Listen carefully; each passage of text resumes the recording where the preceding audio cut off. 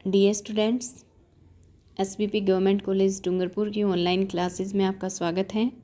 मैं Vimit, assistant professor history, MA final year history में जो आपका भारत का राजनीतिक इतिहास वाला पेपर है उसके एक टॉपिक वैदिक साहित्य के बारे में हम अपनी इस वीडियो में देखेंगे।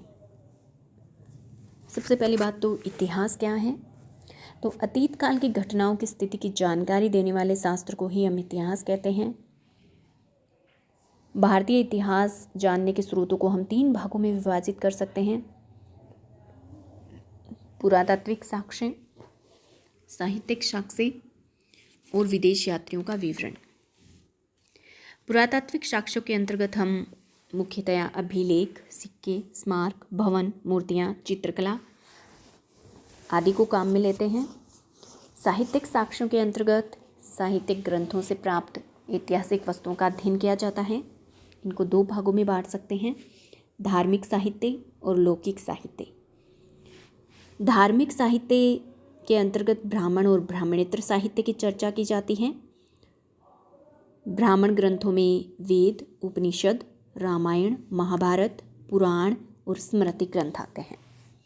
ब्राह्मणेतर ग्रंथों में जैन और बौद्ध ग्रंथों को शामिल किया जाता है। लौकिक साहित्य के अंतर्गत देखें तो ऐतिहासिक ग्रंथ, जीवनियाँ, कल्पना प्रधान साहित्य का वर्णन आता है। वैदिक धर्म ग्रंथ जो हैं उनको ही ब्राह्मण ग्रंथ भी कहा जाता है। ब्राह्मण धर्म ग्रंथ के अंतर्गत वेद, उपनिषद, महाकाव्य और स्मृति ग्रंथों को शामिल किया जाता है। वेद जो हैं वो महत्वपूर्ण धर्म ग्रंथ हैं। वेद के अंतर्गत चारों वेदों का अध्ययन करेंगे हम। वेद शब्द का अर्थ होता है ज्ञान, पवित्र एवं आध्यात्मिक ज्ञान। यह संस्कृत के विद धातु से बना है जिसका अर्थ है जानना।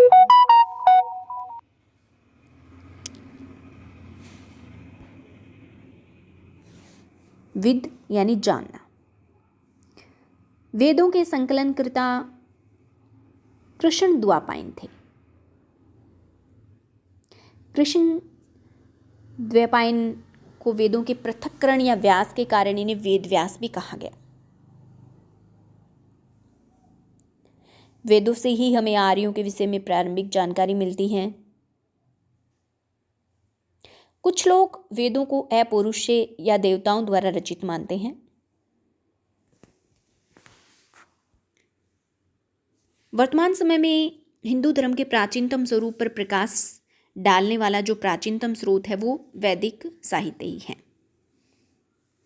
इसे श्रुति कहा जाता है क्योंकि श्रवण परंपरा के द्वारा ही ये एक पीढ़ी से दूसरी पीढ़ी में स्थानांतरित हुआ।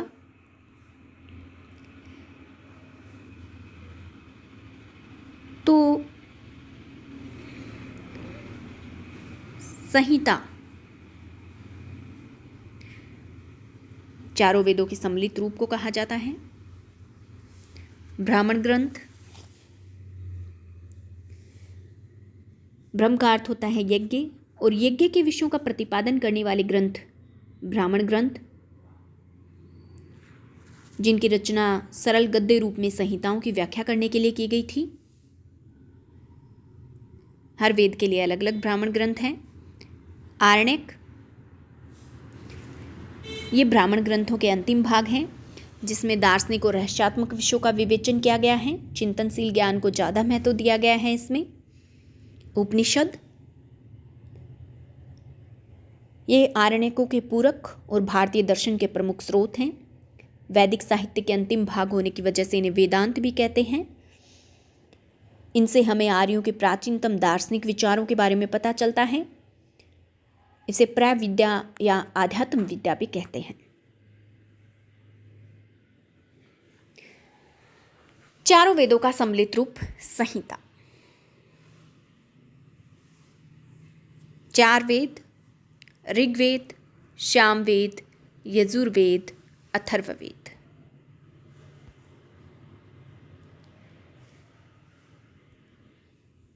वैदिक साहित्य का काल अगर हम देखें तो कुछ विद्वान तो भारतीय वेदों को अपौरुषीय मानते हैं, यानी देवकृत मानते हैं, लेकिन पश्चिमी विद्वान इन्हें ऋषियों की रचना मानते हैं। मैक्स मूलर वैदिक साहित्य का काल 1200 ईसा पूर्व से 600 ईसा पूर्व के बीच मानते हैं। जर्मनी के विंटरनित्ज इनका काल 2500 से 2000 ईसा पूर्व इनके आरंभ होने का काल मानते हैं। तिल्क और अल याकूबी ने वैदिक साहित्य में वर्णित नक्षत्रों की स्थिति के आधार पर वैदिक साहित्य का आरंभ काल 4500 ईसा पूर्व माना था। वैदिक साहित्य के अंतर्गत संहिता, ब्राह्मण, आरण्यक, उपनिषदों को शामिल किया जाता है और वेदांग व सूत्र साहित्य भी इसमें आते हैं। संहिता के बारे में सबसे पहले हम बात करते हैं। 4 वेद इसके अंतर्गत आते हैं: ऋग्वेद, यजुर्वेद, सामवेद, अथर्ववेद। ऋग्वेद, सबसे पहले हम बात करते हैं ऋग्वेद के बारे में। चारों वेदों में सर्वाधिक प्राचीन वेद ऋग्वेद है।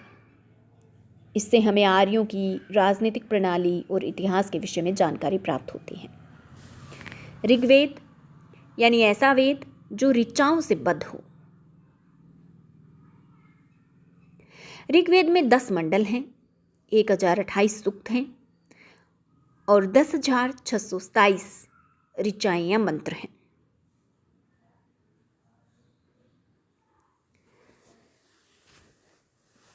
ऋग्वेद के सूक्तों में देवताओं की स्तुतियां की गई हैं।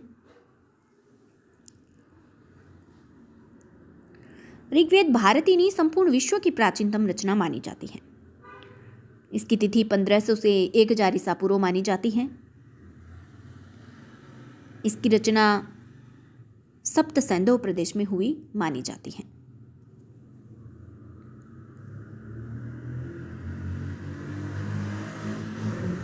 ऋग्वेद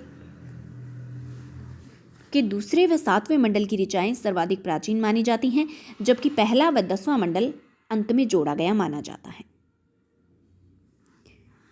ऋग्वेद के 8वें मंडल में मिली जो हस्तलिखित प्रतियां हैं उनके परिशिष्ट को खिल कहा जाता है।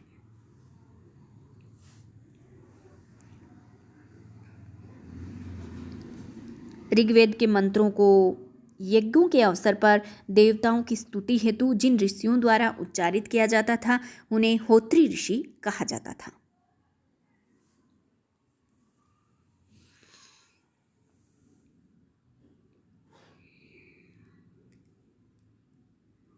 ऋग्वेद में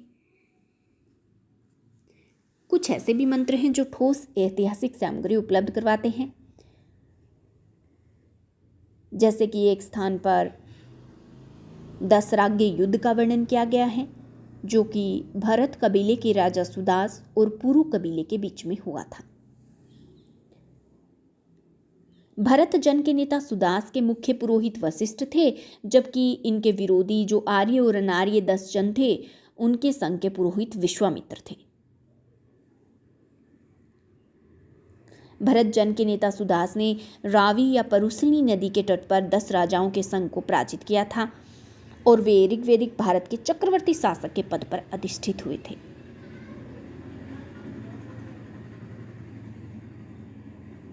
ऋग्वेद की जो अनेक संहिताएं हैं उनमें संप्रति संहिता ही उपलब्ध है।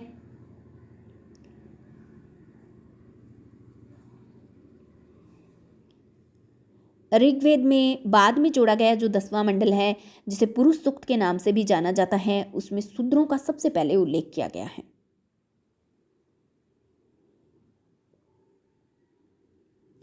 जो लोकप्रिय गायत्री मंत्र है उसका उल्लेख ऋग्वेद के 7वें मंडल में मिलता है।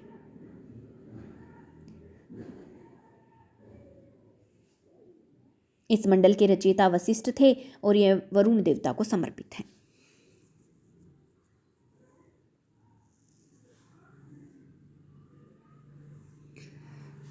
पाश्चात्य विद्वान